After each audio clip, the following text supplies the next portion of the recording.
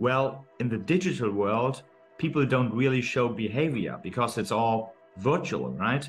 And especially in the case of hacking, they do quite a lot so that they can't be caught. So they try to cover up tracks and try to be invisible. So the question is, in the case of cybercrime and hacking, what kind of behavior is there to analyze? And the answer is language. In many, many cases, there are words involved. There is language involved. So people make phone calls, people write phishing mails, people write other forms of short messages. And in many ransomware cases, there is a customer help desk, so to say. It's ridiculous, but it's true. Perhaps one of our most interesting episodes yet, when we sit down with Mark T. Hofmann, who is a crime and intelligence analyst and speaks about psychopathy and cybercrime. Mark gives us an insider view into meeting face-to-face with psychopaths. And he even quotes, "Explaining emotion to a psychopath is like describing colors to someone who is blind." It's an incredibly interesting episode, and it dives deep into the psychological motives around hacking and cyber criminals being far more than just financial gain. Interesting elements such as ego, ideology, and even thrill-seeking behavior. One not to be missed, and we trust that you really enjoy listening to the episode. Amazing. Mark, thank you so much for joining us on Dark Mode. Thanks for having me. We really appreciate you dialing in all the way from Germany. Appreciate the time zone differences there, but I know that Ben and I are very excited to host you today, and I'm sure that the listeners are going to get so much value out of the discussion. I'd like to introduce you firstly, really, as a crime and intelligence analyst, and I think there'll be a lot of value in your journey. So do you want to tell us a little bit about yourself and what you're doing at the moment? Sure. So originally I studied business psychology. So I'm a business psychologist, but from a very early point on, I was interested in the dark topics. What do I mean by dark topics? It's like white collar crime, narcissism, psychopathy, and these kind of topics. I then did my training in the United States as a crime and intelligence analyst. So profiling is a much more common term and people know what it's all about, but the correct or professional term is analyst. And I like it more because if I call myself a crime analyst, it sounds much more like work, while profiling sounds much more like intuition or magic or whatever, while analysis is much more realistic. And now I'm focused or specialized in behavioral and cyber profiling. So I'm doing or analyzing behavior in the real world. It can be criminal acts, but it also can be negotiations and these kind of situations. But I'm very excited, and it's a very hot topic, to also analyze behavior in the digital world. So cyber psychology, profiling hackers, these are just new fields which just emerged, but I'm very excited to be part of it and to do some research in that area, to talk to hackers and try to understand and profile cybercrime. Yes. Amazing. Mark, I've got to firstly start because you mentioned magic. I'm going to go there straight away because I remember you from your TED talk many moons ago where you displayed, I want to call it a magic trick, but you were explaining the art of illusion within an illusion. And you did the age-old trick of putting the handkerchief into your fist, which was a pseudo egg, and then from there you then broke and cracked a real egg into the cup without anyone seeing the switcheroo. So yeah, amazing. Firstly, I want to thank you for that. We will have that TED talk in the show notes because it was my first introduction to you. And to be frank, I really didn't piece the two together when we booked in the show. So today, when I realized that, I got super excited again. But in that speech, you talked and you quoted Bruce Schneider, and the quote was, "Amateurs hack systems, professionals hack people." And based on what you just mentioned there with your background, you're able to elaborate a bit on that statement and how that resonates with the work you do today. So first of all, talking about the act trick, I think as a keynote speaker, which I do quite a lot, it is very important that you have to make an exciting and entertaining speech. Sometimes people ask me, cybercrime and generally speaking, profiling is a very serious topic. Even though we have shows like Criminal Minds and CSI Miami and a lot of true crime entertainment, it's about crime, and it's a very serious topic. So some people ask me, should it really be entertaining? And the answer is, it shouldn't be entertaining. It must be entertaining. You can't reach people if you don't entertain them. No one wants to be scared or just fearful. You need to entertain people to raise awareness or to reach people. So if I am a keynote speaker for companies and it's my job to raise the level of cybersecurity awareness, I have to make an exciting speech which also excites and is interesting for people who are not interested in cybersecurity. And yes, I do quite a lot of interactive elements, or sometimes even a magic trick to engage with the audience and to explain how the psychology of cybercrime works. And the interesting thing is, sometimes after the talk, hackers or cybersecurity experts come to me and say, I learned quite a lot, this was interesting. But also people who hate cybersecurity, who have nothing to do with cybersecurity and whose password is 1234 or whatever, even they say this was very interesting. So that's difficult sometimes to give a speech about cybersecurity which is interesting for a hacker, but also for a person who is not interested in cybersecurity, but especially the ones who are not interested.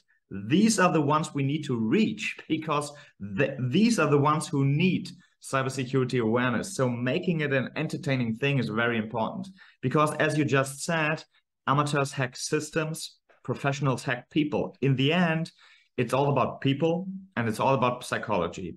Hacking is not that much a technical thing. It's, in the first place, a psychological thing or problem. So it's always people opening attachments. It's people clicking on links. It's people plugging USB flash drives into their computer. And it's people taking phone calls and revealing sensitive information on the phone. It's always people are cybersecurity's weakest link. So you need to reach people and make them understand what cybercrime is all about. Yeah. I'd say that's quite a key message in this ANZ market, Mark, around cybersecurity is about the people, less about the tech. And thankfully, we're in a fortunate position now where we are engaging in these conversations and bringing this perspective to, of course, the audience from a dark mode perspective, but importantly to the rest of the market and those non-practitioners and the like. So I was going to say, though, we're in good hands with a business psychologist and a profiler and an analyst bridging the gap around different audiences. So it's nice to see, as a speaker, you've been able to have a message that resonates with such a diverse group of people. But also at first I thought, in cybersecurity, I cannot help. I'm a psychology and profiling expert, but there's nothing I can do or help in cybersecurity. But that's wrong. At a pretty early point, I understood that more than 90%, which is quite a lot, more than 90% of cyber attacks are caused by human error. And then the technical side starts to unfold. But in the first place, in 90% of cases, it's a psychological problem. It's human weaknesses, so to say. And this is why it's indeed a psychological topic, yeah. Are you seeing any trends by any chance, Mark, around like what the motivations are psychologically for people, especially in the digital economy and when it comes to cybercrime? From the hacker's perspective, what their motives are? Yeah, potentially from a hacker's perspective, or anything, you know, that you're speaking about or globally that's really trending around why this proliferation of threat vectors and attacks and motivations are occurring. So the biggest threat is ransomware, which is basically all your files will be encrypted, and then the hackers demand a ransom. On average, it's between $2 million and around about $250 million, depending on company size. So for example, hospitals, universities, smaller scientific institutions, they will be more like in the 1 or 2 million range. And very big companies, talking about S&P 500 or Dow Jones companies, they will be much more likely in the 200 to 250 million range. So ransomware is a very big thing. It's also here, it's people clicking on links, taking phone calls or whatever, and then all your files will be encrypted, nothing works anymore. There's nothing you can do until you pay a ransom in form of Bitcoin. What are the motives? Of course, the number one motive in cybercrime is money, financial gain. The second motive on the list is espionage. And the last one is called fun, ideology, or grudge. So sometimes it's not that much about money or espionage. Sometimes they just do it because they can. And ideology can also be a very big thing. So I can go a little bit deeper in that in just a second when we talk about the different profiles and stuff. But the number one motive on the list is, of course, financial gain. But as a profiler, I'm skeptical because whenever I see money on the list of motives in normal life or in crime, I'm skeptical because money itself is not really a motive. There is always a motive behind the motive of money or financial gain. So the point is, if you're broke, if you're totally broke and you rob a bank, then yes, money might be the motive just to be able to live or to afford basic things in life. But if you have $1 million or 2 million or 10 million in form of Bitcoin in your bank account and you're committing crimes for money, then the motive is not money, it is greed, which is a big difference. And also in white collar crime, this is why I find it so fascinating.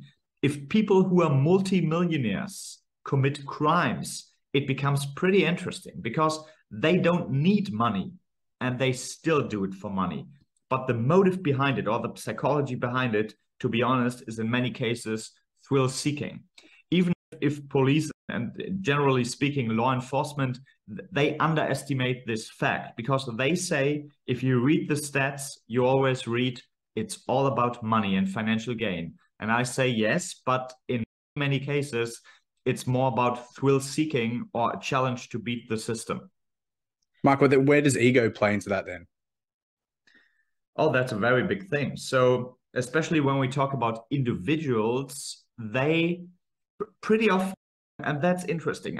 There are many cases where also police or government agencies are hacked. The question is, police and government agencies, they don't have that much money to pay compared to private sector companies, especially the smaller ones in small towns or whatever. There is not that much money, but why do hackers still hack the Pentagon, government agencies, or law enforcement itself? The answer is ego and challenge to beat the system. If you manage it to hack the Pentagon or military in general, then you are a hero in some hacker forums. So basically, they do it because they can. It's a challenge. It's like a medal, like an honor if you are able to do certain things. So never underestimate ego and thrill-seeking in cybercrime, yes. And Mark, one other stat you brought up that in my research prior to, and I believe it's part of your research, is 90% do not have a low socioeconomical status. That surprised me to no end. I've been in cybersecurity for a long time, military and beyond, but for me, you've always got, and this is the problem with generic profiling from uneducated side. So my side profiling, and I don't attribute, but I will always have a mindset of who I'm targeting or who the target is. And I put that profile in my mind for whoever it is that we're looking for. And with that, the probability statement is low because it's uneducated at that point in time. But for me, when you mention that 90% do not have a low socioeconomic status, that says to me that there's a lot more ego and thrill seeking in the black hat side of hacking than there is the rest. Is that a fair statement? Absolutely. So that is pretty interesting. Let me maybe put it like this.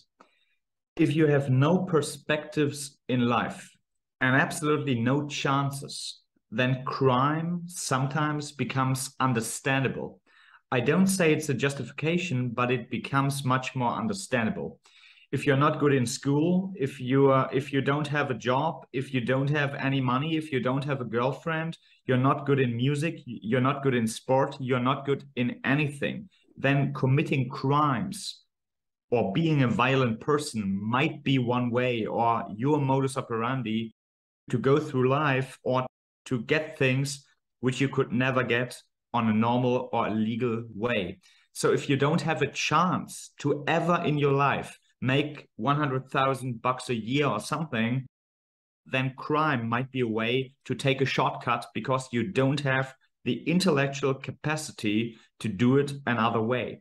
But hackers, this does not apply in the case of cybercrime, because many hackers, individuals, they are very intelligent, they are well educated, they do not have a low socioeconomic status. So they could work for Google, they could work for Zoom, they could work for any kind of Silicon Valley digital company. So they could make quite a lot of money in a normal way, in a legal way. And when people have alternatives, when they choose crime, even though they have legal alternatives, how they could make that amount of money, then it becomes pretty interesting. And I absolutely agree that ego and thrill seeking is a very big thing. Yeah. Let's go there now, Mark, because this is really the crux of what I'm interested in cybersecurity and why I work in this domain, is more the human element. And I would absolutely love to hear your perspective on the profiling, the ideologies, the thrill-seeking behavior. I think I read something on your LinkedIn around 5 areas of profiling or something like that. Could you take us through all of the psychological realm associated with profiling itself? Absolutely. First of all, there's one basic axiom or one basic rule which must be true, otherwise profiling would not make any sense. And the basic rule or axiom is, with everything we do, we show something of who we are. So basically, in our behavior, we show something about our personality.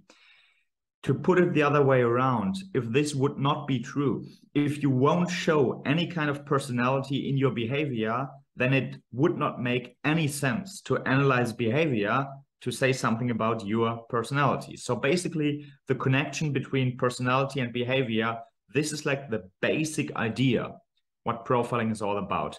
Analyzing behavior to understand something about the profile or the personality. And this applies to non-criminal areas. For example, negotiations. With everything we do, we show something of who we are. Even if it's not criminal acts, with all of our actions, we show something of who we are. But same applies to crime in the real world, like white-collar crime or violent crime. And now the very interesting question is, how does all this profiling thing work in the digital world? One might think in the digital world, people don't really show behavior because it's all virtual. And especially in the case of hacking, they do quite a lot so that they can't be caught. So they try to cover up tracks and try to be invisible. So the question is, in the case of cybercrime and hacking, what kind of behavior is there to analyze? And the answer is language. In many cases, there are words involved. There is language involved. So people make phone calls, people write phishing mails, people write other forms of short messages. And in many ransomware cases, there is a customer help desk, so to say. It's ridiculous, but it's true. So in many ransomware cases, you have a customer support and you can call them or you can chat with them and negotiate about the ransom. You can ask questions on how to buy Bitcoin or that you need 2 weeks more time or whatever. So there is language and communication involved. And this is like the only chance we have in cyber profiling, the analysis of language and forensic linguistics to understand something about the potential perpetrator. So let me give you one example. There's one website which is very cool. It's on hackerfactor.com. There is a tool which is called the gender guesser.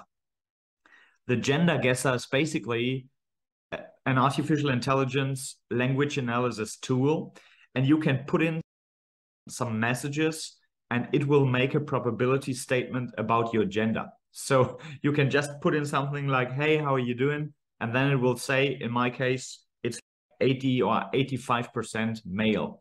And I was amazed by this because 5 or 10 words are enough to make a very good probability statement about your gender. And I was wondering, because I was not aware that I put that much of my personality, or gender in this case, in small talk sentences. Hey, how are you doing? Should we go have a beer today or whatever? And then it says 90% male. What was it? Was it the beer? Or the way that I don't use that many emojis? Or what did reveal my gender? But for me, it was totally amazing because we are not aware of it. We are not aware of these language differences we have between men and women. So it's a very interesting thing that 5 or 10 words are enough to profile your gender based on the words you use, even though you think you are totally anonymous and you do not reveal anything about you. You do. With everything we do, we show something of who we are. And language profiling is a very interesting thing. If 10 words are enough to reveal your gender, what can we do with 1,000,000 words? Or what can we do with 10 million words? So if I have like millions of emails or blog posts, or if you wrote a book or an ebook, if I have not just 5 words, but maybe 5 pages full of words, what can I do with that? And the answer is quite a lot. And I think with artificial intelligence and a bit more time, it will be possible to make pretty good profiles based on language. We all aware, or we all know what dialects are. Dialects are basically regional differences in the way we use language. But there is also something we call an idiolect.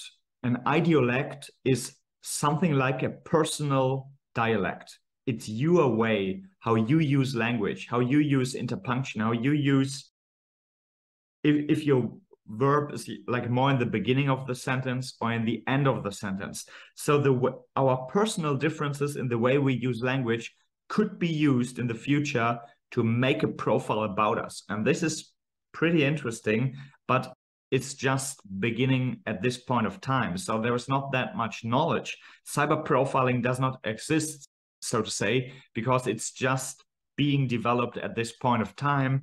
But I'm very excited, and I'm sure that in the future, with artificial intelligence, big data, and time, we will be able to make a very good profile or identify one person in 1,000,000 based on language. I'm sure that'll uncover a whole new scientific field around things like natural language and processing and the rest that comes with that too. New fields there, from even just like a neuroscience perspective. And you mentioned before, Mark, which I'm really interested to go further into, which is the language may be the only indicator we have to find the perpetrator in the digital world. So what are the signs in terms of that discovery online? What are the trails that are left behind? Is it literally in scaling the words that are used in the ransom and the help desk, the phishing emails and that sort of thing, like a breadcrumb trail of identifiers? First of all, a profile in the case of cybercrime is at this point of time not very precisely. So people overestimate what you can do. At this point of time, maybe in the future, but at this point of time, you can't really make a precise profile. Like, he's 26 years old, he dropped out of high school, he has not a low socioeconomic status, he's a dog owner and lives in Minnesota. It doesn't work that way. But sometimes it's enough if you can just make a probability statement, if it's a group or an individual, and from which country this person is from. So is it a single guy from Australia, or is it a group of people from China? That's a big difference. And based on analysis of language, you can try to make probability statements about the fact if it's a group or an individual, because like I told you, our idiolect is something like our personal dialect, but this does not change. So for example, if you have a certain way of speaking and writing, but within one page of paper, this does not change. So if you see a lot of different ways of speaking in one letter, it's very likely that it's written by a group of people and not by one individual person. And also the way we spell or misspell words, this can be used to make a probability statement about the country of origin. The example I used most of the time is the word behavior itself. People from the United States write behavior with an O, right? So you just have an O in the middle. And people from the UK write behavior with O and U. And they don't think that much about it because for them, it's the most natural thing to do, but they spell it in different ways. What's the way you spell behavior or write behavior in Australia? We're descendants of the British convicts. We took the British language with the U. Right. Is that the same in Germany as well? So well, translating from German to English depends where you learn, right? Yeah. So we learn in school, it's something like Oxford English, but later on, most Germans, if they speak English, have more of an American accent because all the YouTube videos, all the podcasts we listen to, most of them come from United States or anywhere else in the world. I mean, US is much bigger than UK. I would say that it's more of an American accent. I don't remember how I learned to write the word behavior in school, but I would say many Germans would spell it or write it with an A in the middle, which is a mistake.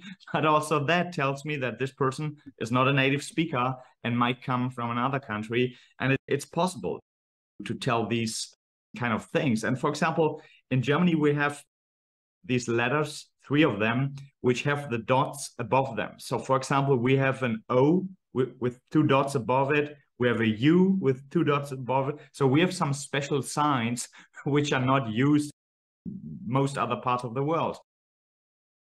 If I see this involved in emails, it's very likely that the person writes from a keyboard which is European or German, because most other keyboards don't have these letters. So there are some slight differences where you can tell where a person might be from. Yes. Very interesting. I've already taken 2 pages of notes. I knew I'd do this, and I've only got 4 pages left in my book. I'm probably going to need another one on the side here. Mark, with that in mind, you mentioned that it's a new field in response to Gabe's question there. How have you defined or developed your processes and methodologies that you now leverage in digital profiling? The answer is talking to hackers, myself doing it in person or online, but talking to perpetrators directly. There is no other way to gain knowledge in this field, in my personal opinion. Because if you always talk to victims, so to say, to companies or cybersecurity experts, these are the victims, so to say. These are the people who are attacked.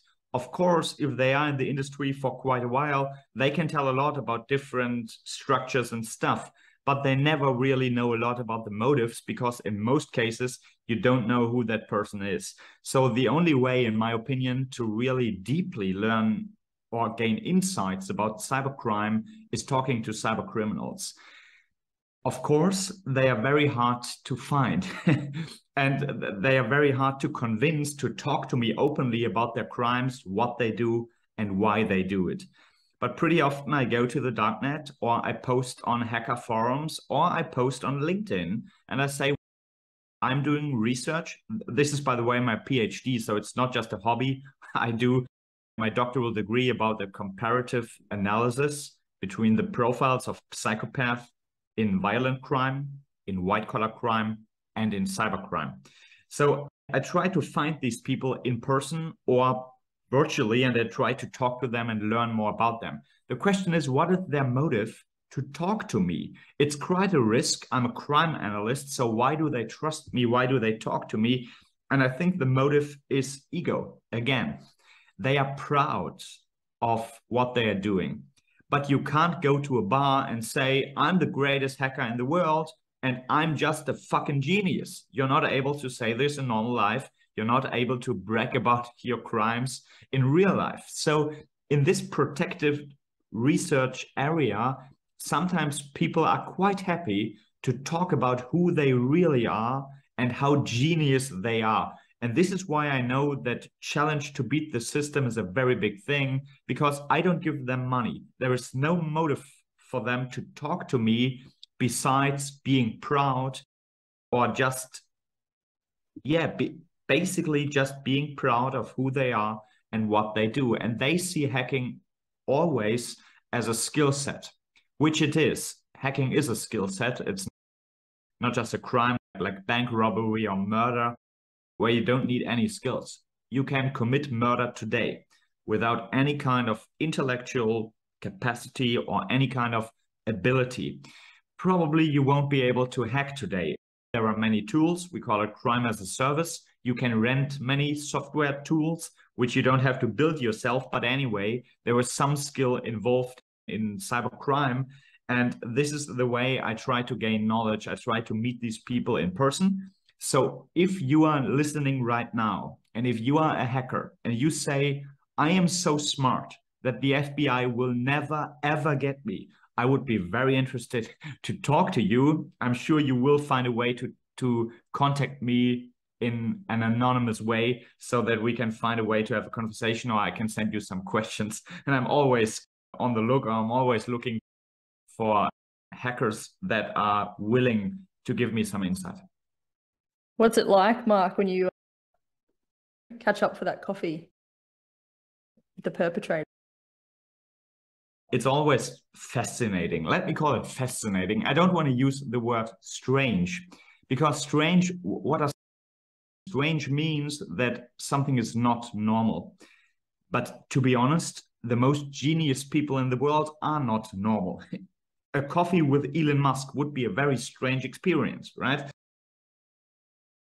But I don't call it strange, I call it fascinating, because they are, the way they think, the way their mind works is just different.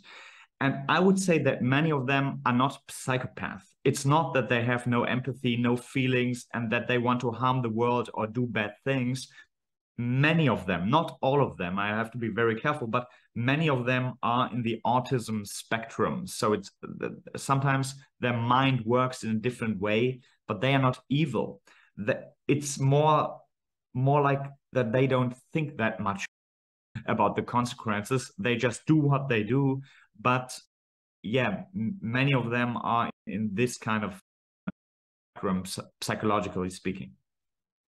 Mark, you just said something then that triggered me. I love talking about empathy. So I want to guide you down there. Would you say, and again, statement, and this is me, uneducated statement, but would you say that empathy is the decoupler between black hat hacking or nefarious hacking and psychopathic tendencies for violent crime? Oh, interesting. No, let me put it like this. I learned that there were different types of empathy. You could call it warm empathy and cold empathy, so to say. What does it mean? Psychopathy is defined as people who have no deep feelings, no empathy, no conscience, and they like to manipulate others. What do I mean by no empathy and no deep feelings? I don't mean that they are a bit more cold or analytic. I mean that if you do a brain scan, that you won't find normal human reactions to stimuli. For example, if you show them pictures of blood or people having a bad time or children who do not have enough to eat or feel pain or whatever, if you see people feeling pain, normally our brain reacts in an automatic way. You can't control that. And even if you are a very cold or analytic person, if I make a brain scan, I will see certain reactions if I show you certain pictures. In the case of psychopathy, they don't feel it. They don't show these reactions. They don't feel fear, which is a very big part about their motive or their psychology. They do not feel fear. So they are not scared. They don't feel fear, but they also do not feel fear to get caught, to get punished. So they don't have this kind of nervousness, which all of us would have before committing crimes. But in cybercrime, many people have these emotions, or if they are in the autism spectrum, they also have problems with emotions, but there is a very big difference between psychopathy and autism. In the case of autism, they have problems with emotions, but they are not really evil. They don't want to harm others or do bad things. In the case of psychopathy, that's what they enjoy. So there is much more sadism involved in psychopathy, and it's just 1% of people in the general society. In cybercrime, it's more, but even if there are no numbers or stats, but even if it would be 10% psychopath in cybercrime, it would mean that 90% of cyber criminals are no psychopath. This is also very important to understand. But many criminals and many psychopaths have something which we could call cold empathy. So they are able to spot emotions, but they don't feel them.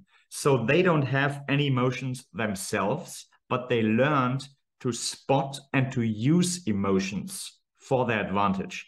And this is what many hackers, if we talk about social engineering, which is manipulating humans, you need to have quite good cold empathy. You need to understand human emotions, because social engineering is all about manipulation. It's all about psychological deception. It's all about using human psychological exploits. So basically, it's all about psychology, and you need to have some degree of empathy. Even if you don't feel the emotions, you need to deeply understand them. Wow, you beat me to it. I wrote down what's the link between psychopathy and social engineering. So appreciate you talking us through that one. So cold empathy that's a new term for me. So I'll take that away and be reading about it, because that's fascinating to me, the difference between cold and warm. When you don't feel fear, I would like to think that a lot of the black hat hackers, and I keep mentioning black hat hackers because there are majority of people that identify as hackers are on the right side of that digital realm. So black hat being the nefarious side, just for some of the listeners. And you'll hear Mark talk about that a lot in some of his work too. I would like to think that a lot of the black hat hacking is driven by the not feeling of fear to be caught, which is then attributed to ego. But that link between psychopathy and social engineering is new. So appreciate you taking us through that, Mark. And I want to give you one quote. This is not a cyber criminal, but this is an interview with a psychopath in the corporate world. And I just want to give you one quote talking about this cold empathy concept. So my big question is, and always was, how the hell can people who don't have emotions, I mean, that they are like talking to psychopath about emotions. It's pretty much like talking to blind people about color. They don't really know what it's all about, but they learned the words so that they can pretend to have these feelings or talk about them. Let me maybe explain it like this. You can explain a blind person, the sun is yellow, grass is green, and the sky is blue. He doesn't know what blue, yellow, and green means, but you can teach him the words. And if you ask the question, what color does heaven have, he will say, or the sky, he will say it's blue. If you ask what color does the grass have, he will say green. So they can learn the words and adapt to appear. We call it in psychology the mask of sanity. So they learn to appear in a pretty normal way, even though they don't feel these emotions. But I talked to one of my subjects, which I did research on, and he was a genius in spotting emotions and manipulating people, but claimed that he does not feel all of these emotions himself. So he talked about human beings like about aliens, like the humans have all these emotions. And it's pretty interesting to talk to a human being who talks about human beings as it were a different species. So he was like talking about the humans and their emotions. And it was so funny because he does not identify as human, because he sees emotions as a weakness, which he overcame. So basically, emotions are a weakness, and evolution maybe produced psychopath as a higher species that overcomes emotions. That's the way they see it themselves. But I asked him, how the hell can you develop such good social skills? Because he was very excellent speaker and very charming. So how can you develop this degree of social skills if you don't have any emotions? And the answer was, quote, through observation and learning. For me, it's a learning process. So I can read feelings better than the people who have those feelings. That's a pretty interesting sentence. I can read feelings or emotions better than the people who have these feelings. So for psychopath, it's a little bit like learning vocabulary. So they sit down and they try to really analyze, profile, and understand human beings to be able to manipulate them. Let me maybe explain it like this. Last sentence about this cold empathy concept. A normal man would not prepare for a date. If we go to a date, we say, all right, we are just ready to go. But a psychopath is aware that he does not feel or have the normal emotions. So he sits down with a sheet of paper and learns the most common emotions in dates and how to react and stuff. So they know, if I get a present for Christmas, I need to be happy. And if I go to a funeral, I need to be sad. So they study how to behave and how to wear this mask of sanity, which normal people, so to say, won't do. And I think that also many cyber criminals have an excellent cold empathy. They understand emotions. They use emotions for their advantage, even though they don't feel or have them themselves. So interesting, Mark. Is there a form of psychological phenomenon here around the profiling and how different people can be wired? There was one thing which is different in cybercrime or in cybersecurity compared to most other forms of crime. If you would ask me, can you give me a standard profile about a lone wolf terrorist? The answer is yes, I can. Compare the different cases and you can make something like a standard profile or school shooting. Is there a standard profile of school shooters? It seems to have a gender. There were not many female school shooters. And it also seems to have an age range.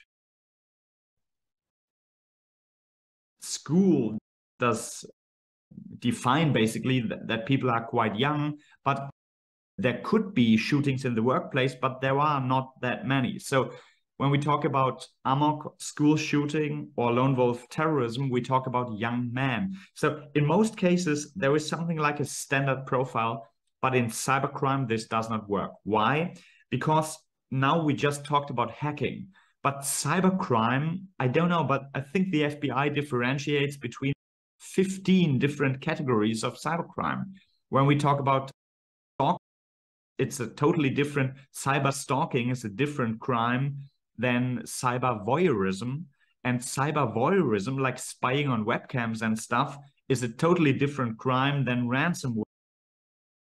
This is a totally different crime than love scammers, which we all heard of. So there is no standard profile about cyber criminals because they can be very different. And I don't really like the differentiation between black hat hackers, white hat hackers, and gray hats. I use it myself to explain the concept. Black hats are the bad guys. White hats are the good guys. These are cybersecurity experts like you and me working on the good side of life, so to say.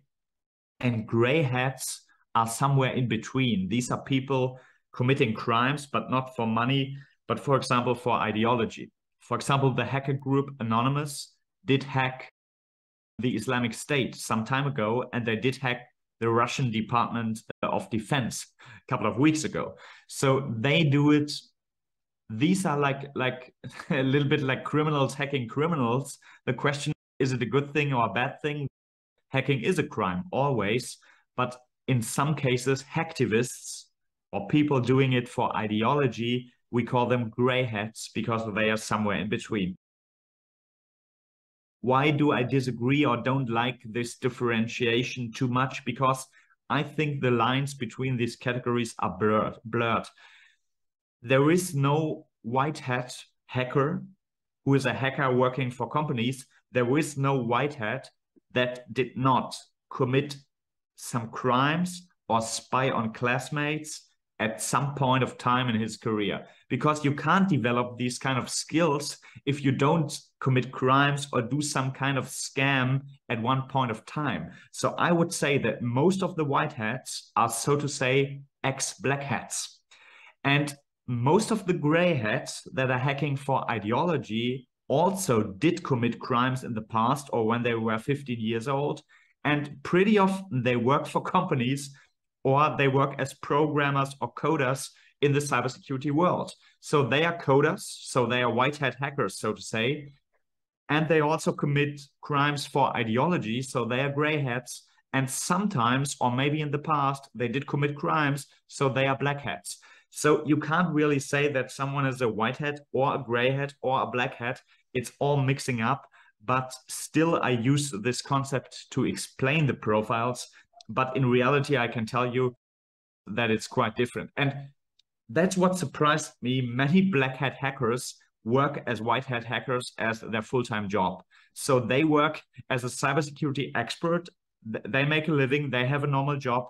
And on the weekend, they are hacking and make some additional money. So they are black hats and white hats at the same time. Totally agree with you, Mark. I believe it comes down to the spectrum. It's not just black to grey to white. It's a big spectrum. Right. And potentially that's where you see almost a 10x when it relates to cyber before the prefix of crime, because there's so many different profiles there and you'd know this better than anyone. I want to ask you, what do you think is the power of choice in that balance there? Let me ask you one question, which might be pretty interesting, because talking about profiles of hackers, or what we know at this point of time, most of them, which is for crime prevention, the most important aspect, most of them start at a very young age, between 10 and 15 years old. So they start at a very young age in school, between 10 and 15 years old. This would be a very big chance to make crime prevention, because a 10-year-old does not have a stable moral system, so to say. You can have a huge influence. You can form and shape the personality at the age of 10. If school or university would give young people a chance to use their skills in a good way, they will probably do it. But if school is just boring, which most of hackers find school pretty boring, and they are sometimes not good in school, but not because they are not intelligent, they are too intelligent. They are bored by these unimportant, not relevant topics. And then in their spare time or on the weekend, they do the interesting stuff on the darknet, hacking and learning interesting abilities which they don't learn in school. So if you would give them a chance to learn it in school or use their skills in a good way, they will probably do it, because at the age of 10, there is quite a lot you can do. So how is it in Australia? Do people have in school?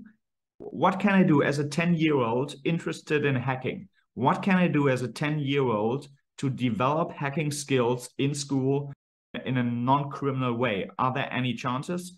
In Germany, I can tell you, we have some computer classes which start at class 10 or something, but not in all schools. But in some schools, at least you can take a computer class, but not at 10 years old, just at 17 years old or something, when it's too late. But there were not many chances for 10-year-old hackers to do good things. I love everything because it's so blurred, and I'll agree with you to point on the white hats. I actually know a couple that do that, but they class under the guise of doing good.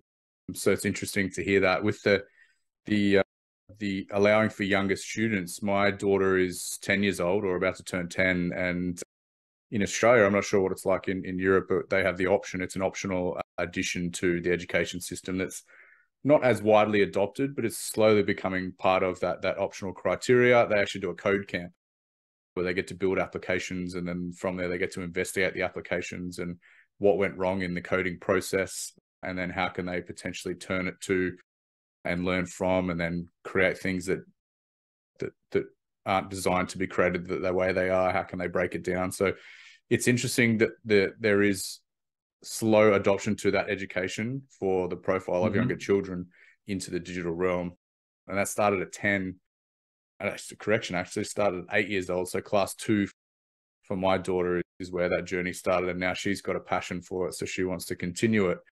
I just wish it was more widely adopted and it became, I truly believe that it will be a mandated part of the education system in years to come. It has to be. Otherwise, the children is going to be left behind in the ever-growing digital age.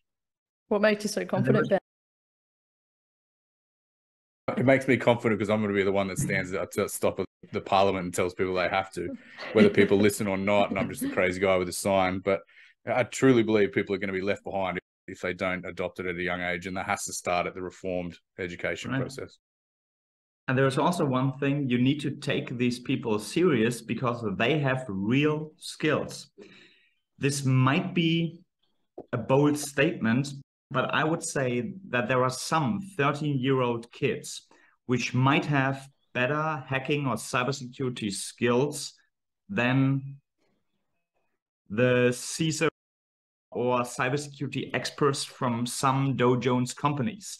But the problem is no one takes you serious when you are 12 or 13 years old. So even though you might have developed very excellent skills and you are genius and you have real talent, no one will give you an internship because you don't have the practical experience. No one will give you a job because you are too young. And no one will give you a challenge because people underestimate your talent. Committing crime is a way to gain respect.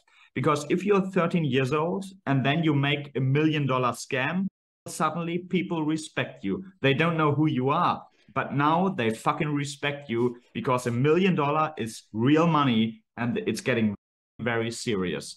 So as a 13-year-old, if no one respects your skills, you can commit crimes and suddenly people are respecting you. You're making headlines, you are on the news, and you are the man or the child behind a very big scam.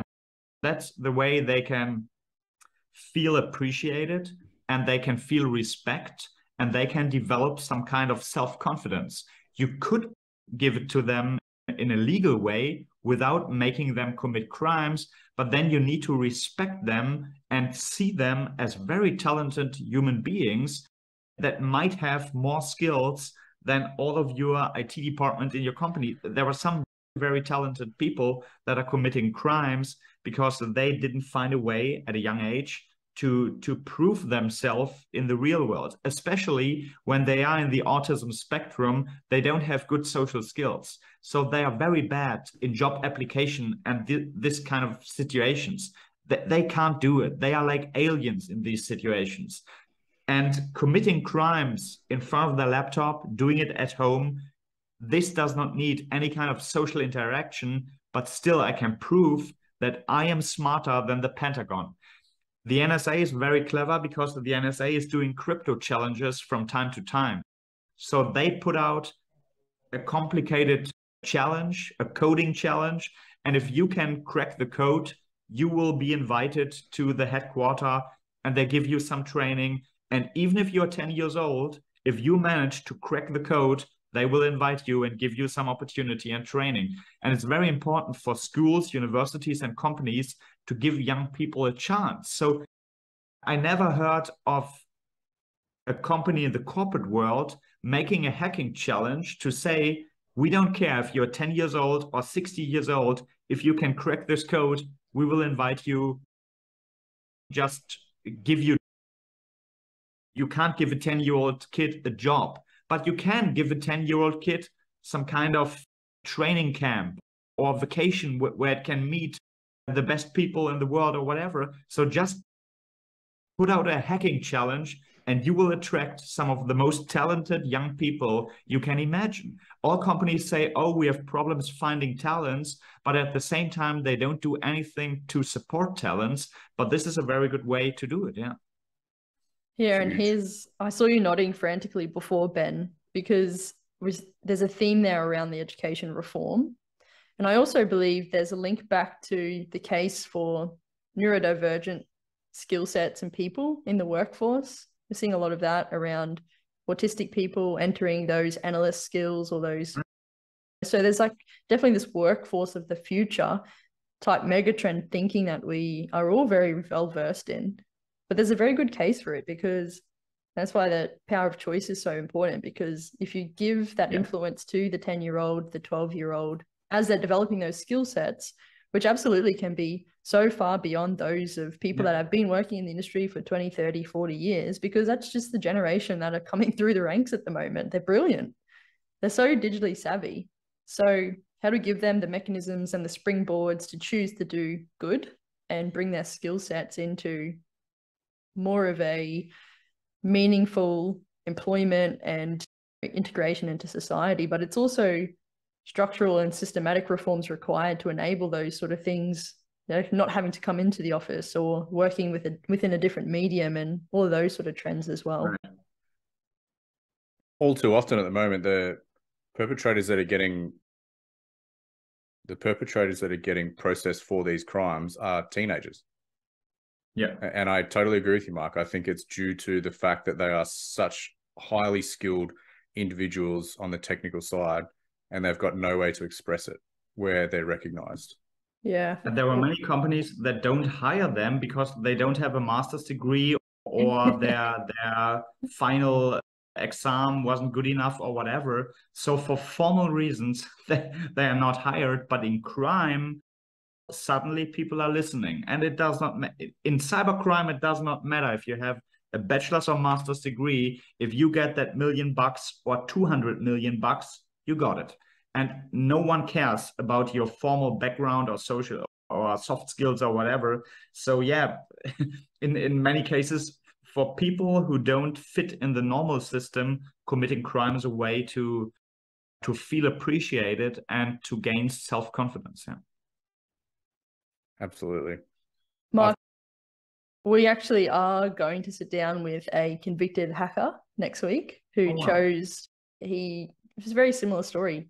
Young male, mid-teens, did the wrong thing, was convicted, and he chose then to come out of that, and he started a business around responses and social engineering services and developing those sort of services back into the corporate world. He's just exited that business, and I was fortunate to give a keynote alongside him a couple of weeks ago. Just really interesting story. Similar sort of analytical thinking and skill sets, and you can just see this is going to be very interesting to hear his stories almost from the front lines of what that journey did entail. So looking forward to that one. And see, perfect example of what I just talked about. You can't draw a clear line between black hats and white hats, because many white hats today have been black hats in the past. And he did commit crimes in the past, and now he did start a business in social engineering and all that stuff. So he did change to the good side, to the bright side of life, but he did do the dark stuff beforehand to develop these kind of skills. Yeah, exactly. I'd actually like to pivot, Mark, into the negotiation side of things. So for corporates and organizations, any advice you'd offer up in terms of negotiation as it relates to cybercrime? That's a very difficult topic, because police, law enforcement, intelligence agencies, they always say, never pay the ransom. You should not support criminals. You should not pay them any kind of money. So if you are hacked, then you are hacked, but you should not pay the ransom. In an ideal world, I would agree. Paying criminals money is not a very good thing to do. But many companies, if a big company or producer, if everything stands still, if your machines, your factory is standing still, every single minute that this is standing still and not producing costs, don't know how much, but quite a lot. So for companies, really the time is running and tick-tocking away. If nothing works anymore, then every minute costs you quite a lot. And paying 2 million in some cases might be less expensive than waiting for 2 weeks to figure out what we should do. And this is a big problem in Germany. German law enforcement police always says, never pay the ransom. But at the same time, when we talk about cyber defense, they can't protect you. If you call the police and say we are hacked, they don't say, hold my beer, it will be fixed in 1 day. No, they say it's weekend, please contact us on Monday, and then we will see if we maybe can find someone who can take a look, and then they make a file, and it's so much paperwork to do. So basically, for a company that loses $100,000 every minute the factory is standing still, for them it's really all about time. And many companies do pay the ransom, even though you shouldn't do it from an ethical perspective. So talking about negotiations with hackers, in many cases you can negotiate, but they do their homework. That's very important to understand. In many ransomware cases, they adapt the ransom to your company size and to your earnings, your earning report, and they know what you have. So basically you can't tell them we can't pay it, because they did their research and they know what you can pay. So especially in companies that are publicly listed in the stock market, there were many reports out there for the investors, investor relation papers, where you can see how much that company is earning at this point of time, how much cash do they have in the bank, and what's the outlook for next year and stuff. So basically they know exactly how much money you have, and this is why they adapt the ransom they demand on your company size. But still, in many cases, there is a way to negotiate, because if you don't pay, especially if you have a good backup system and you say, listen, we can start our system new. For us, it's not a big problem and we won't pay anything, but we are interested. It will take us 1 week. We are willing to pay $200,000, but not more. We won't pay 2 million. We will pay 200,000. And yes, in some cases, the perpetrators agree that having $200,000 is better than having nothing. So you can negotiate quite a lot in these cases. But I want to say warning here. We saw some ransomware cases in the past where they did threaten in a double way. They did threaten. So first of all, they are encrypting all of your files, and they say, if you don't pay, you won't get your data back. But nowadays, many companies have very good backup systems. So the question is, if you have a backup, you could say, I don't care if you encrypt my files. I have a good backup. I can just shut down everything, start it new, and use the backup. So why the hell do companies pay ransom if they have a backup system? Nowadays, hackers do not just threaten to not decrypt your data. They also threaten to publish your data on the darknet. There is a website on a site on the darknet which is quite new. It's called Industry Spy. And on Industry Spy, you have companies' data for sale. So basically they hack you and they want to have 1 million to give you your data back. If you don't pay, they do not just not give your data back, they also publish your data on the darknet. And you can be sure, if you're a company from Europe, United States, or Australia, there will be some Chinese companies or government agencies that are willing to pay 1 million to get your data, to copy your plans or whatever. So it's quite valuable data. So basically from a hacker's perspective, it's like this. I demand from you $1 million. If you pay, I have 1 million. If you don't pay, I offer your data on the darknet and someone will pay me 1 million there. So I get 1 million one way or another. So for many companies, sometimes paying it themselves, it's better than a Chinese company or intelligence agency or whatever pays 1 million for it. That's a very big threat, a big risk that your counterparts or other companies are buying your data. So do I recommend companies to pay? Of course not, but it would be unrealistic to say you should never pay. This is what law enforcement says, but this does not really work for many companies. It's very fluid, isn't it? Always depends. Right. It's always different. And the age-old question will come up that what's stopping them from doing both at the same time? And my response is always that it's a reputation-based economy on the darknet. Ransomware as a service, crime as a service is a reputation-based economy. And therefore, they need to maintain that reputation so they can continue the organizational progressment. That's a really bad term. To progress that organization in terms of their financial motivation. So having that reputation is more important than making the dollars on the front end of one opportunity.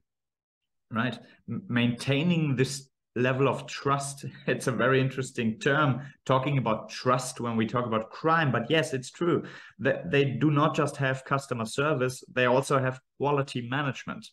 So in ransomware cases, they make sure that if you pay, you will get your data back.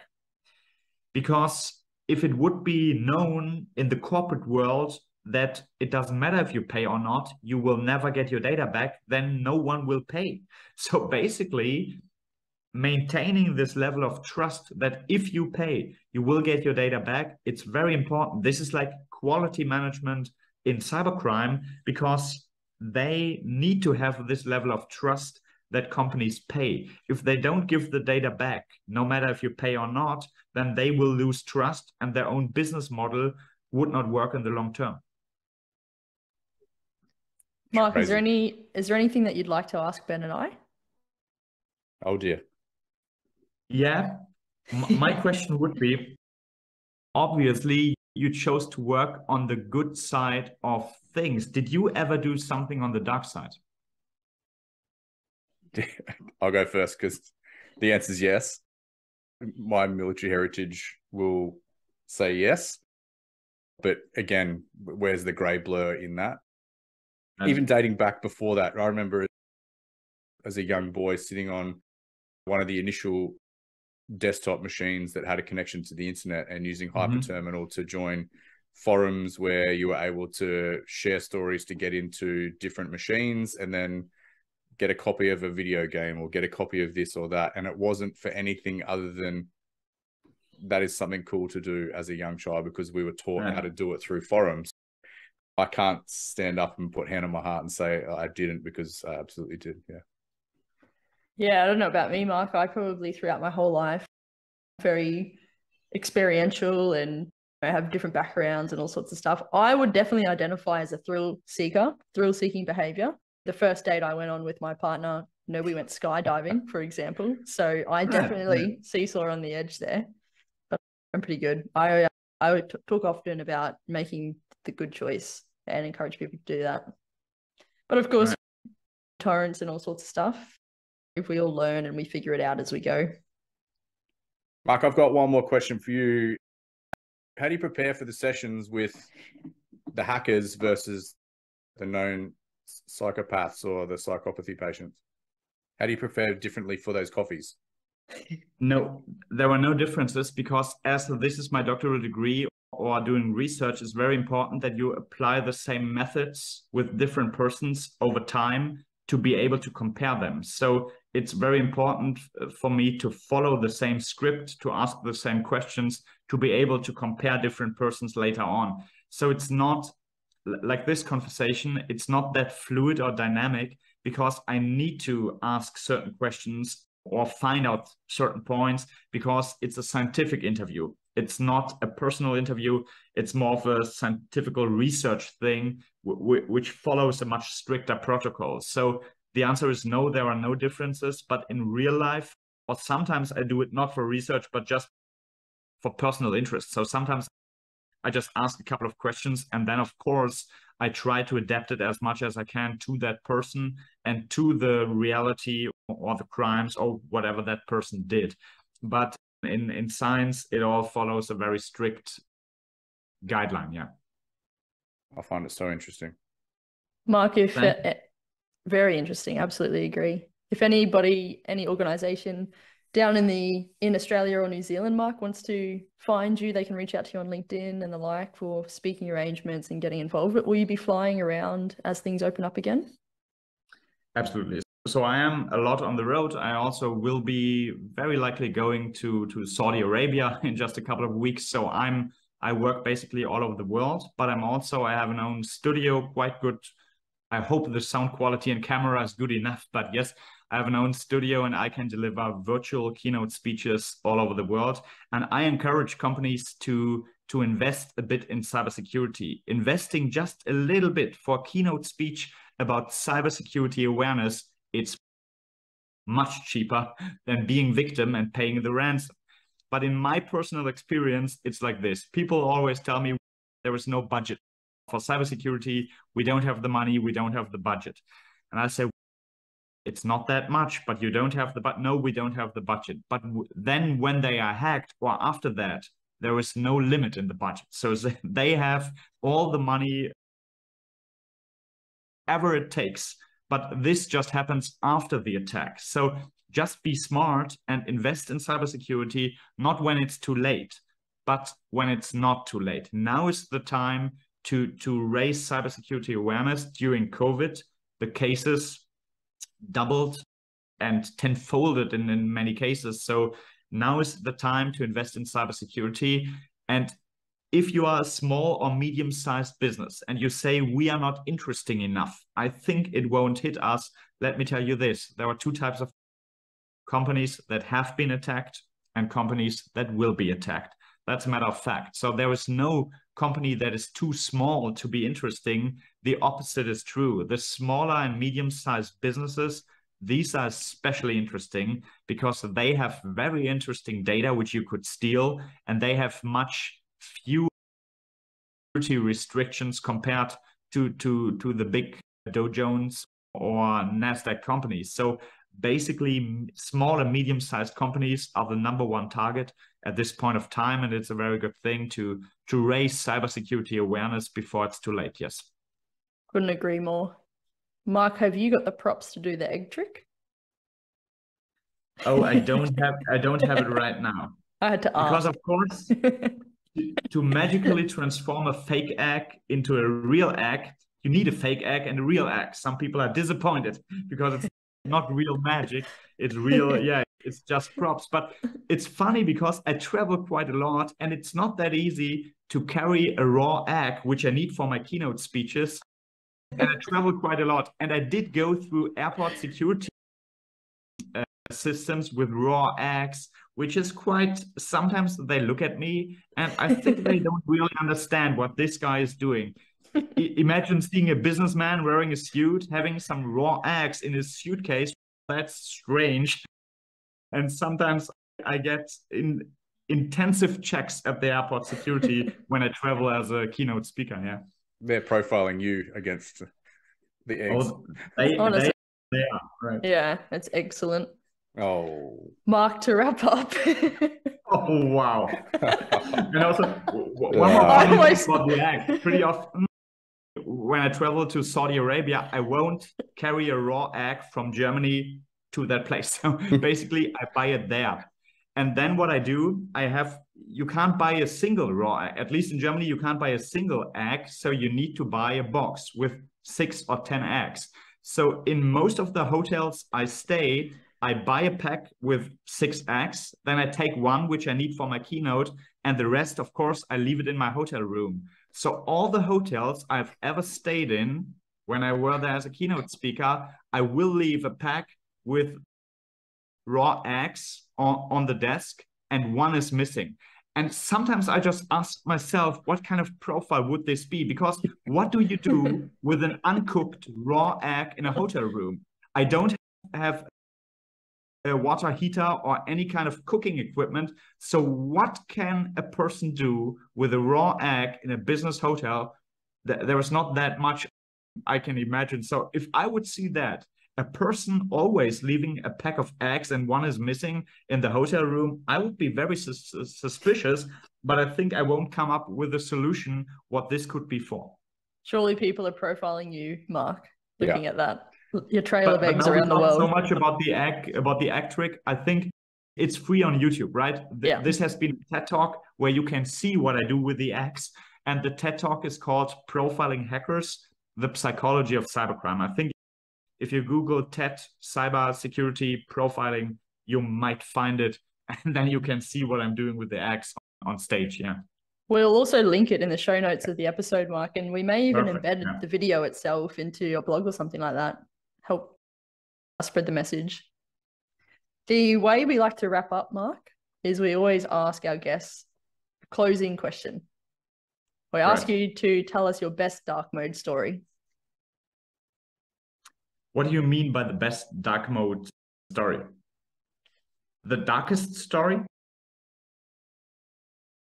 This could go a few ways with Mark. Mark's done some real dark interviews before, so yeah, it's going to be the pick of the crop. I think it will be too. So whatever you define dark mode as, Mark, a story attributed to that is going to be the best. I have something. As I conduct many interviews with very dark people about very dark topics, there was not one example I can pick out, but there was one interview which stands out to me. It has been an interview with a female woman, because psychopaths, these are not always men. 1% in general society, but there are also many women. And I talked to her. She was very young, 18 years old, and in the whole conversation, she was cold as ice. In the end, I asked her an open-ended question. Do you have emotions? Do you feel emotions? And she said, yes, sure. Sadness, love, I feel all of that. And I was surprised because nothing in our conversation indicated that she does indeed feel any of these emotions. So I asked her, please give me an example for sadness. What is sadness? Please give me an example or situation when you felt sadness for the last time in your life. And she did say, that's my favorite sentence, she did say, sadness is, for example, when you are missing the bus. And this became for me the prototypical definition of what psychopathy is all about. They have some idea about emotions, but they don't really understand them. Sadness if you, for example, lose a member of your family, but not if you're missing the bus.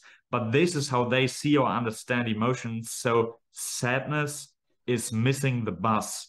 That's the most ridiculous definition I ever heard. Yeah. They have some idea, but they have no idea. Absolutely. It's like they know the text, but not the music. Yeah. Yeah. Wow. Very fascinating. Mark, thank you so much for joining us on this Dark Mode episode. It's been very interesting. Thanks for having me. Yeah, it's been amazing. I look forward to listening to this back myself, and I'm sure it'll absolutely reach listeners around the world. And if you are ever in Australia, be sure to let us know. We'd love to see you. Absolutely. You can love to see the profile on Ben, by the way. Thanks very much. Thanks, Mark. Appreciate it. Thank you very much. Thank you very much. Thanks for having me. Appreciate it.